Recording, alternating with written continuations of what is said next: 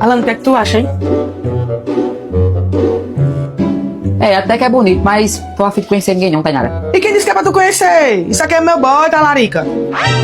É o quê? Sim, minha filha, é meu boy. Eu te mostrei pra tu ver se ele era bonito, mas tu já tá querendo furar meu olho? Algo de errado não tá certo aí não, viu? Tu não tava comigo na semana passada.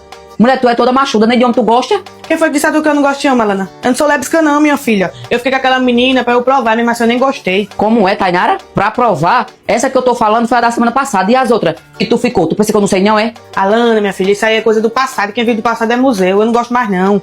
Agora eu sou hétera. Quer dizer que a machuda agora virou mocinha, foi? Tá certo. Vamos ver até quando, né? Macho do que, Alana? Eu mudei meu jeito, agora eu tô toda feminina, ó. Tu sabe que eu sempre gostei de mulher. Ô, mulher não, de homem. A mulher foi só pra provar. Tu tá todo o quê, Tainara? Feminina do avesso, né? Do avesso? Eu vou me embora encontrar meu boy, porque tu tá com inveja. Arruma pra tu também, encalhada. Meu amigo ainda vem me chamar de calhada. Que viagem foi essa agora, hein?